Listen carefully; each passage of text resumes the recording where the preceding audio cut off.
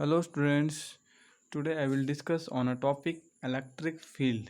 चलिए समझते हैं ये इलेक्ट्रिक फील्ड कैसे होता है। तो बहुत सिंपल सी बात है, आपने मैग्नेटिक फील्ड को कुछ हद तक ज़रूर समझा है। एक मैग्नेट, सपोज एक बार मैग्नेट होता है, नॉर्थ पोल और साउथ पोल इसके दो एंड पर होते हैं। इनका एक फील्ड बनता है कुछ इस तरह से, जिसे आप ऑलरेडी समझते हैं। और इस फील्ड का क्या मतलब है, इस फील्ड पर इनका इस मैग्नेट का इफेक्ट होता है। क्या इफेक्ट होता है?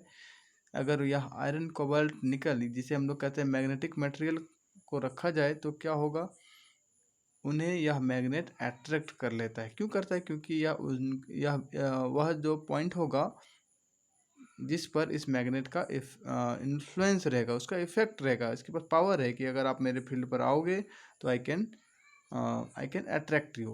तो इस तरह से हम लोग इस वाले फील्ड को कहते हैं मैग्नेटिक फील्ड। चार्ज में क्या होता है कि सपोज पॉजिटिव चार्ज है, इसका भी एक फील्ड होता है। इस तरह से फील्ड होता है, इस तरह से यह फील्ड इस तरह से बढ़ता जाता है। और क्या होता है कि अगर हम यहाँ पर एक पॉजिटिव चार्ज और ले आएँ, तो आप जानते हैं कि पॉजिटिव पॉजिटिव के बीच में रिपल्सन होता है। हम बात कहना चाहते हैं कि ये जो चार्ज है, इस वाले चार्ज पर इस सेंट्रल चार्ज का क्या के वजह से क्या फ़र्क होगा, क्या इफेक्ट होगा? So it will repelled in outward direction. क्यों हुआ? क्योंकि पॉजिटिव पॉजिटिव है। सपोज यहाँ पर 10 न्यूटन फोर्स इसे इस सेंट्रल वाले चार्ज की वजह से लगा। क्या उसी चार्ज को मैं यहाँ ला कर रख दूँ तो क्या 10 न्यूटन फोर्स फिर से लगेगा? नहीं, क्योंकि यह जो डिस्टेंस है सेंटर से, चार्ज के सेंटर से, वह धीरे धीरे चेंज कर रहा है, तो उसके अकॉर्डिंग यह फोर्स भी चेंज कर सकता है। And obvious it will less than 10 Newton, या 5 हो सकता है, 8 न्यूटन, और कुछ भी होगा, बट लेस देन दिस होगा। तो इस तरह से हम कहेंगे कि इलेक्ट्रिक फील्ड का एक इन्फ्लुएंस होता है। It can attract if charge is opposite. अगर यहाँ मैं नेगेटिव चार्ज रख दूँ तो क्या होगा, इस पर एक फोर्स लगेगा इस डायरेक्शन में, नेगेटिव होगा तो इस डायरेक्शन में, और पॉजिटिव होगा तो इस डायरेक्शन में फोर्स लगता है। हम इसी पर बात करते हैं कि इसी इसी कॉन्सेप्ट पर हम इलेक्ट्रिक फील्ड को डिफाइन करते हैं। Force experienced per unit charge. हमने क्या चार्ज रखा है, क्या मैग्नीट्यूड है, तो अलग अलग आप चार्ज रखेंगे तो कैसे डिफाइन कर पाएंगे? आप डिफाइन करिए। यूनिट चार्ज को अगर रखा गया इस पॉइंट पर, सपोज पॉइंट ए पर, तो उस यूनिट चार्ज पर क्या फोर्स लगा, that is the electric field. अगर हम उसी यूनिट चार्ज को इस पॉइंट पर रखते हैं, suppose this point is B, तो क्या फोर्स लगा, means force experienced by the unit charge, that is called electric field. उस तरह से हम नेगेटिव में भी समझ सकते हैं कि क्या फोर्स लगा है यूनिट चार्ज पर, इस पॉइंट पर या फिर इस पॉइंट पर। चलिए, ये हम लोगों का कॉन्सेप्ट क्लियर है। डेफिनेशन इज, जैसा हम पहले बता देते हैं, यहाँ देख पा रहे हैं डायग्राम है, दिस इज द चार्ज। ठीक है, तो हम देख पा रहे हैं कि यहाँ पर एक चार्ज है जिसे आप कहेंगे पॉइंट चार्ज, और इसका एक फील्ड होगा इसके अराउंड में, इसके सराउंडिंग में, और हमें टेस्ट करना है with the help of a test charge, जिसे हम सिंबलाइज करते हैं Q naught. Q naught is a test charge, और हम देख पा रहे हैं this is positive charge, this is also a positive charge, then this Q naught is experiencing a outward force. अब इस पर हम डिफाइन करेंगे इलेक्ट्रिक फील्ड को। The electric field at a point is defined as the electrostatic force per unit test charge at that point। Electric field एक point पर, यह field काफ़ी जगह पर, मैं इलेक्ट्रिक फील्ड को सभी जगह इक्वल नहीं कर सकते हैं। किसी पॉइंट पर उसका फील्ड का वैल्यू अलग होता है, दूसरे पॉइंट पर अलग होता है, दूसरे पॉइंट पर वह वैल्यू अलग होता है, क्योंकि वहाँ पर फोर्स भी अलग होने लगता है। अब हम बात कर रहे हैं इलेक्ट्रिक फील्ड एट ए पॉइंट। यह पॉइंट फिलहाल सपोज P है, is defined as the electrostatic force per unit test charge. Electrostatic force क्या होता है? रेस्ट वाले चार्ज की वजह से जो फोर्स लगता है उसे हम लोग स्टैटिक फोर्स कहते हैं या इलेक्ट्रोस्टैटिक फोर्स कहते हैं। So this is the definition of electric field. Mathematically we will write it, electric field equal to force vector divided by Q naught. Electric field is a vector quantity. Next, SI unit of electric field is Newton per coulomb. Unit for force is Newton and unit for charge is coulomb. Next, I will explain one numerical which is from SL Arora. चलिए इस numerical में क्या है उसे मैं explain करता हूँ।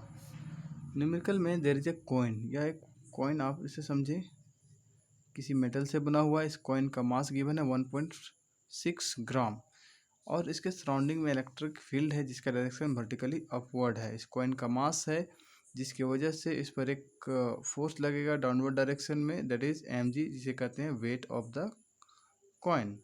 अब क्वेश्चन कहता है कि इस मेटालिक कॉइन से कितना इलेक्ट्रॉन को निकाल दिया जाए कि यह कॉइन सरफेस में ना रह करके फ्लोट करे, थोड़ा हाइट पर आकर के इस तरह से फ्लोट करना शुरू करे, मतलब यस किसी एक पॉइंट पर फ्लोट करे। तो क्या करना होगा? तो सिंपल सी बात है, एक हम बात करेंगे सपोज n इलेक्ट्रॉन्स को यहाँ से हटा दिया गया। इलेक्ट्रॉन हटने से क्या होता है, उस एटम पर पॉजिटिव चार्ज बनते हैं। पॉजिटिव चार्ज बनने से क्या होगा, इलेक्ट्रोस्टैटिक फोर्स इस पर बढ़ेगा। किसके बीच? तो सपोज एक चार्ज कहीं नीचे रखा हुआ होगा जिसकी वजह से इलेक्ट्रिक फील्ड सेट हुआ है इस डायरेक्शन में, वह ऑलरेडी से अपोज कर रहा है, लेकिन यह जो वेट है इतना ज़्यादा है कि इससे यह इलेक्ट्रिक फील्ड ऊपर की तरफ पुश नहीं कर पा रहा है, फ्लोट नहीं करवा पा रहा है। लेकिन अगर इस इलेक्ट्रिक फील्ड के वजह से जो फोर्स लग रहा था इस पर, उसके बराबर अगर,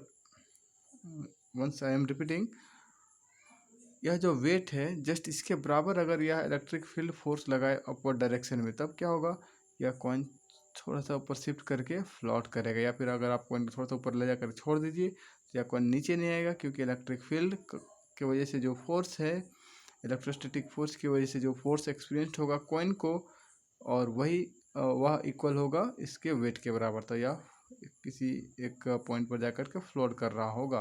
सो हम लोग लिखेंगे जैसा हमारा क्वेश्चन कर रहा है, according question mg that is equal to, suppose हमने n चार्ज वहाँ से हटा दिए, तो हम बात करेंगे क्या फोर्स लगेगा उसके अकॉर्डिंग। चार्ज पर जो फोर्स लगता है उसे हम लोग लिखते हैं q। चलिए इससे पहले थोड़ा लिख लेते हैं कि क्या चार्ज होगा। सपोज n इलेक्ट्रॉन को हटाया गया तो चार्ज हो गया q equal to N E, जिसे हम लोग पहले ही से जान पा रहे हैं। This is the integral multiple quantization का फॉर्मूला हमने पढ़ा है, वहाँ से मिलता है।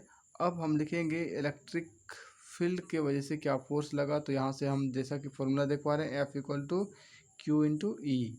सो this F equal to charge क्या है, एन ई, इसकी जगह आप लिख पाएंगे, हम लिख पाएंगे N E, and electric field is given E, और इस इलेक्ट्रिक फील्ड का वैल्यू गिवन है। मास को हमने ऐसा यूनिट में कन्वर्ट कर लिया, नंबर ऑफ इलेक्ट्रॉन्स हमें फाइंड करना है, और वह हम आसानी से यहाँ सॉल्व कर सकते हैं। जैसा कि आप देख पा रहे हैं m इज़ 1.6 इंटू 10⁻³ जी का वैल्यू सभी जानते हैं, दिस इज 9.8 मीटर पर second square. Number of electron हमें फाइंड करना है, ई का वैल्यू क्या होता है 1.6 into 10⁻⁹ coulomb, and electric field का वैल्यू गिवन है 10⁻⁹। After solving we can get easily the value of number of electron is 9.8 into 10⁻⁷। so this is the answer। हमें इतना ही इलेक्ट्रॉन निकालना होगा so that coin will float। thank you।